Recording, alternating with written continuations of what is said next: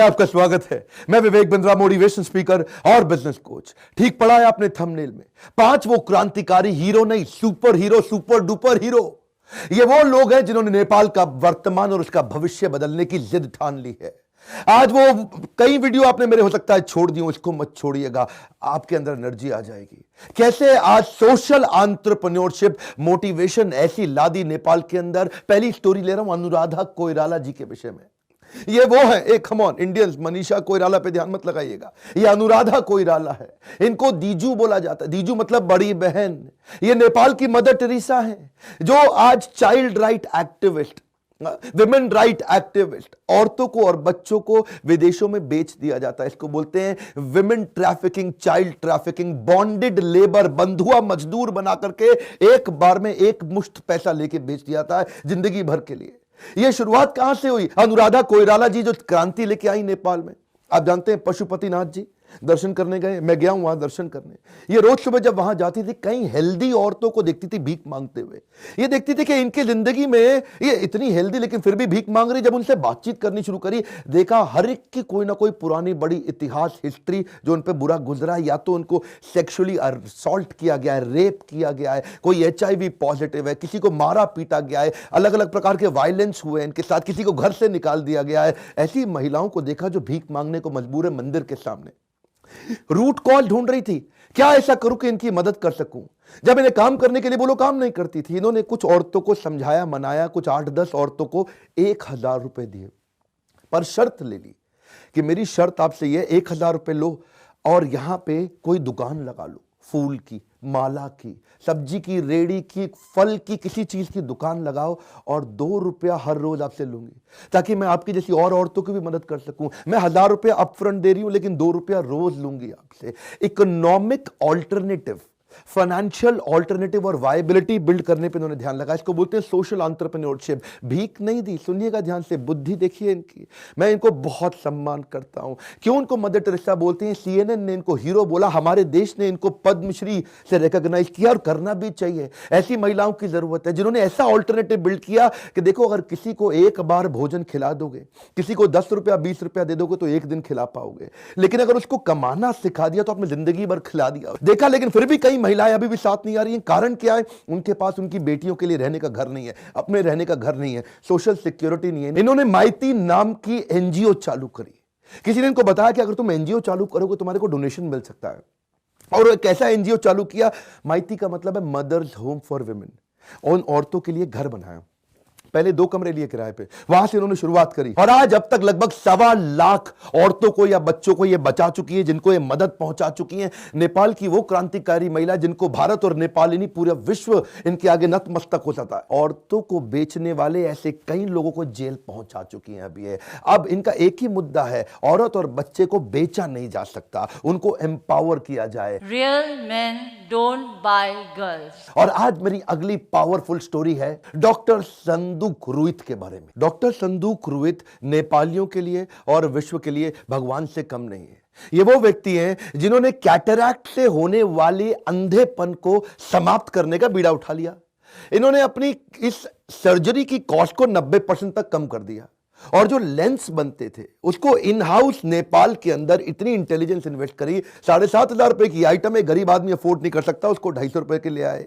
1.25 लाख गरीबों का यह इलाज कर चुके हैं जो पैसा ही नहीं दे सकते, उनका फ्री में इलाज कर दिया इन्होंने, उनको आंखें दी। वो मां जिसके जो अंधी थी, जो देख नहीं सकती थी, उसके बच्चे भी बर्बाद हो जाते थे। मेरी बात समझिएगा, उसके बच्चे इसलिए बर्बाद हो जाते क्योंकि वो उनको देख ही नहीं सकती, बच्चे भी भीख मांगने पे मजबूर हो गए। इन्होंने उस मां का इलाज किया। अब क्या हुआ? अब मां काम कर रही है और बच्चे स्कूल जा रहे हैं। बहुत बड़ा सोशल परिवर्तन, this is called social entrepreneurship. ये हुआ कैसे डॉक्टर रुइत के जीवन में? जब ये छोटे थे ना, तो इनके 3 भाई बहन, उनका देहांत हो गया क्योंकि इनके पास पैसा नहीं था इलाज कराने के लिए। दिल को यह बात छू गई, बहुत दर्द कर गई इनको। तो इन्होंने सोचा कि मैं डॉक्टर बनूंगा, लेकिन पैसा कमाने के लिए नहीं, प्रॉब्लम सॉल्व करने के लिए। हर आदमी प्रॉफिट पे दिमाग लगाता है, ये प्रॉब्लम पे दिमाग लगा रहे थे। आज इनकी सेवाएं नेपाल से बाहर निकल के लगभग 50 देशों में अपनी सेवाएं दे रहे हैं। रेमन मैग्सेसे अवार्ड मिला इनको और उसके अलावा हमारे देश ने भी इनको पद्मश्री से नवाजा गया। इनफैक्ट ये वो व्यक्ति हैं जिनको वास्तव में भगवान जैसा माना जा रहा है आज नेपाल के अंदर। क्यों? क्योंकि बीड़ा उठा लिया है। डॉक्टर रोहित बताते हैं कि आज भी लगभग 2 करोड़ लोग ऐसे हैं जो कैटरैक्ट के कारण अंधेपन से गुजर रहे हैं पूरे विश्व के अंदर,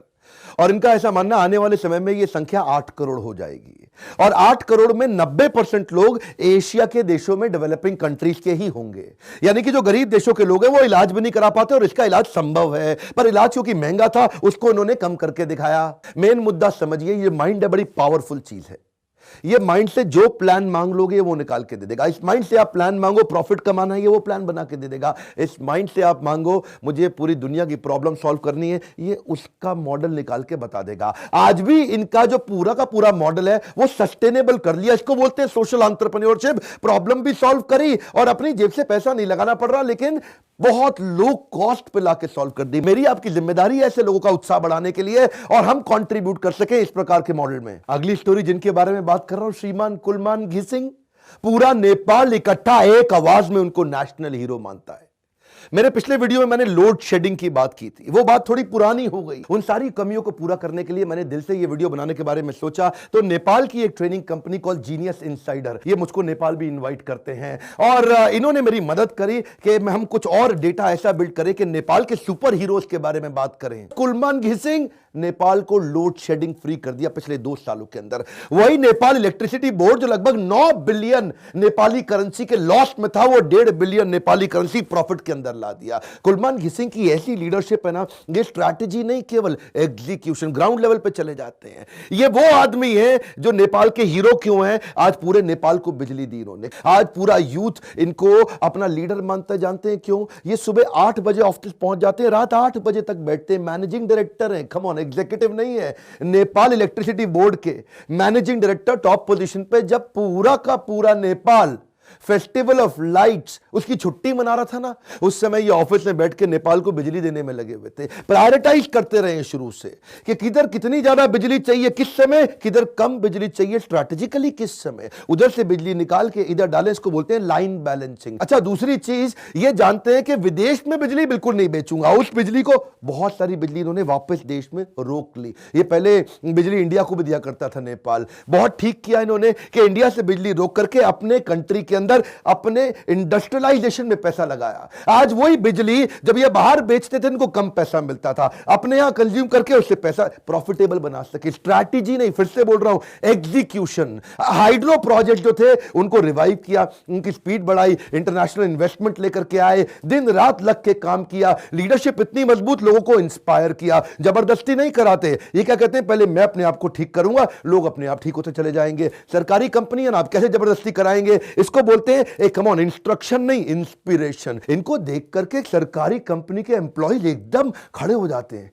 एनर्जी ला दी है इन्होंने। नेपाल इलेक्ट्रिसिटी बोर्ड के सारे 14,000 एम्प्लॉय आज इनके साथ खड़े हो गए। जानते हैं क्यों? क्योंकि इन्होंने 3 करोड़ नेपालियों की प्रॉब्लम सॉल्व करी है। वही नेपाल जहां पहले 18 घंटे बिजली नहीं होती थी, आज 18 मिनट भी बिजली नहीं जाती है। और अगले हीरो सुनिए, मिस्टर महावीर पुन। ये अमेरिका से graduate, post graduate science engineering के अंदर अमेरिका की ल्यूक्रेटिव जॉब, बिजनेस अपॉर्चुनिटी छोड़ के वापस नेपाल आ गए। ये देख रहे थे जब पूरा नेपाल दुनिया भर में जा रहा है पढ़ने के लिए और बाहर काम करने के लिए, ये सोचे मैं नेपाल वापस आता हूं और नेपाल में आके काम करूंगा। ये ही is considered as God of internet for Nepal. जानते हैं क्यों? हिमालय की उन वादियों में, उन पहाड़ियों में जहां लैपटॉप कंप्यूटर नहीं पहुंच सका, मोबाइल नहीं पहुंच सका, ये वायरलेस इंटरनेट लाने का मुहिम छेड़ दिया सन 2002 में। उस समय इन्होंने नेपाल वायरलेस नेटवर्किंग प्रोजेक्ट शुरू किया। क्या है ये नेपाल वायरलेस नेटवर्किंग प्रोजेक्ट? तब इन्होंने सोचा कि अगर यहां पे हम टेक्नोलॉजी ले आए और इंटरनेट ले आए तो यहां की कैपेबिलिटी, स्पीड बहुत तेज बढ़ जाएगी। आज ये ढूंढ रहे हैं नेपाल के अंदर। इनका मानना है नेपाल गरीब होने का कारण क्या है, यहां के टैलेंट को हम नर्चर नहीं कर पा रहे। इनका मानना है कि नेपाल का टैलेंट छोड़ छोड़ के नेपाल को बाहर जा रहा है पैसा कमाने के लिए, क्योंकि यहां पे उस टैलेंट को एंगेज करने के लिए कुछ है ही नहीं। 2 million, 3 million people working abroad, they had to leave the country. Well, so that is the main reason, why Nepal is poor country. इसलिए उन्होंने इनोवेशन सेंटर शुरू किया, जहां ये चाहते हैं फंड करेंगे, उनको पैसा देंगे, उनको सपोर्ट करेंगे कि आपके पास कोई आइडिया है, आप उस आइडिया का प्रोडक्ट बनाने की कोशिश करो, जितना पैसा चाहिए मैं दूंगा आपको। और अगर आप फेल भी हो गए कोई बात नहीं, मैं आपको फिर भी सपोर्ट करने की कोशिश करूंगा और किसी तरीके से आपको पेटेंट दिलाऊंगा, आपके लीगल राइट्स आपको दिलाऊंगा, कॉपीराइट दिलाऊंगा, इंटेलेक्चुअल प्रॉपर्टी आपके साथ बना करके कोशिश करेंगे आपको बाहर सेल करके इंटरनेशनल इन्वेस्टर लाके या नेपाली इन्वेस्टर को ला करके। इनका मानना है समाज की सेवा समाज सेवा करके नहीं की जाती, समाज की सेवा आर्थिक मदद से उसको स्वतंत्र बना के की जाती है। इसका मतलब क्या, सोशल डेवलपमेंट इकोनॉमिक डेवलपमेंट से ही आएगा। इसीलिए इनको भी रेमन मैग्सेसे से अवार्ड दिया गया। बेसिकली इसको नोबेल प्राइज ऑफ एशिया माना जाता है, बड़ा रेप्यूटेड अवार्ड। और आज की आखिरी स्टोरी उत्तम संजेल के बारे में, और ज्यादा एक्साइटिंग, सबसे ज्यादा एक्साइटिंग। समता स्कूल की स्थापना करी। क्या होता है समता स्कूल? समान भावना से सबकी मदद कर सके, अमीरों और गरीबों के बीच में फासले को खत्म करने के लिए, promoting equality through education.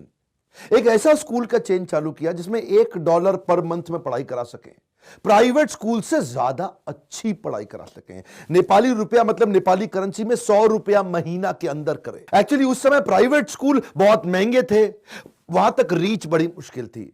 Government सरकारी स्कूल कॉलेज सस्ते तो बहुत थे, खर्चा नहीं था, पर वहां पढ़ाई उतनी एक्साइटिंग नहीं थी। तो दोनों के कारण एजुकेशन सिस्टम पे बहुत बुरा असर पड़ रहा था। उत्तम संजेल सोचे कि मैं कैसे एक सोशल एंटरप्रेन्योरशिप का प्रोजेक्ट बिल्ड करूं कि हजारों बच्चों को लगभग फ्री में पढ़ा दूं, गरम खाना भी खिलाते हैं, साफ पानी भी पिलाते हैं और एजुकेशन सबसे बढ़िया देते हैं। लेकिन ये इतनी बड़ी सफलता मिली कैसे?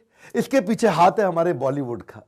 उत्तम संजेल बचपन से हीरो बनना चाहते थे, अमिताभ बच्चन, शाहरुख खान, सलमान खान, और ये सोचते थे मैं हीरो बनूं जाके बॉलीवुड में। ये गए वहां जाके इन्होंने देखा, एक चीज इन्होंने वहां से सीखी, और कुछ सीखे ना सीखे। ये क्या कहते हैं कि बॉलीवुड के अंदर सेट बनाने के लिए फिल्म का बैम्बू की बल्लियों से, उनकी स्टिक से, बैम्बू से ही सेट बना दिया जाता था। लो कॉस्ट सेट तैयार करते थे बैम्बू से तुरंत। ये देखिए यार, बॉलीवुड से ये आइडिया समझ में आ गया कि बैम्बू का सेट तैयार किया जा सकता है, और उसी का सेट तैयार करके क्यों ना मैं स्कूल और कॉलेज बना दूं यहां पे। और अगर लो कॉस्ट, बहुत सस्ती जमीन पे खेतों के अंदर बैम्बू के मैं स्कूल कॉलेज बना दूं तो पैसा तो लगेगा ही नहीं, और पढ़ाई कराना मेरे लिए बहुत सस्ता हो जाएगा। हमारे देश के लोगों की तरह नहीं, हमारे यहाँ बच्चे सारे ऐसा ऐसा करके डांस करते हैं बॉलीवुड से, वो म्यूजिकली टिकटॉक पता नहीं क्या क्या कर रहे हैं, और कुछ कुछ कुछ हिल हिल डुल डुल के अपना कैमरा बना।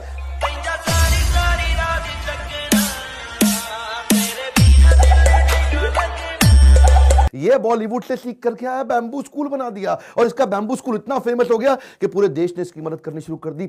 77 डिस्ट्रिक्ट के अंदर हजारों बच्चों को उन्होंने इस समय पढ़ा दिया। हजारों बच्चे स्कूल भी हो गए, college, graduate, post graduate college तक बैम्बू स्टिक पे बना दिए, और क्वालिटी पढ़ाई की। आज प्राइवेट स्कूल वाले घबरा गए, उनसे कंपीट करा पा रहे हैं। $100 महीना के अंदर आज देश इनकी मदद कर रहा है। इसको बोलते हैं सोशल एंटरप्रेन्योरशिप। इनका ये लो कॉस्ट बैम्बू स्कूल का मॉडल अल जजीरा भी कवर करने आया, और क्या देखे कि नेपाल में कितना भी अर्थक्वेक कहा जाए, इनका बैम्बू स्कूल अर्थक्वेक प्रूफ है, इन पे अर्थक्वेक का भी असर नहीं पड़ने वाला। और दूसरी कमाल की चीज, $300 में शादी किया, मांग टीका सिंदूर लगा के, फटाफट फूल माला और फेरे लगा के खत्म शादी। और जितना पैसा बचाया उस सारे पैसे को उन्होंने दान में डाल दिया वापस समता हॉस्पिटल में, जहां दूर से लोग इलाज कराने आते, पैसा नहीं है दवाई का, बच्चे पढ़ने आते हैं उनके पास पैसा नहीं, और सारा फिर से डोनेशन में डाल दिया। ये जो उन्होंने हिम्मत दिखाई, ये इनकी शादी बड़ी फेमस हो गई नेपाल में। मैं चाहता हूं इनकी शादी ना केवल नेपाल में बल्कि दुनिया भर में फेमस होनी चाहिए। मैंने कभी आपको अपने बारे में नहीं बताया, आज पहली बार बताऊंगा। मैंने भी अपनी शादी मंदिर में ही करी थी, कोई बैंक्वेट बुक नहीं किया, कोई हॉल 5 स्टार होटल बुक नहीं किया। मेरे पास्ट के बारे में कम लोग जानते हैं, क्योंकि ऐसे लोगों से बड़ी इंस्पिरेशन मिलती है। कोई जरूरत नहीं है, कुछ ना कुछ जीजा और कुछ ना कुछ फूफा हमेशा आपसे नाराज होंगे। खिला दो जितना खिलाना है, लोगों को बांट दो पैसा बर्बाद करके, उसकी जगह कहीं सोशल एंटरप्रेन्योरशिप में लगाया जाए। आज मैं आपको रिक्वेस्ट करूंगा, ये जो सुपरस्टार असली हीरो थे नेपाल के, इनके बारे में पूरी दुनिया को फैलाया जाए। नेपाल में जो नहीं जानते उनको जरूर वीडियो शेयर करिए, और दुनिया भर में जितने लोग हिंदी समझ सकते हैं, कम से कम ऐसे सुपरस्टार की स्टोरी एक बार ही बताएंगे। क्या पता आपके शहर में किसी आदमी के दिल में यह क्रांति जाग जाए एक वीडियो शेयर करने से।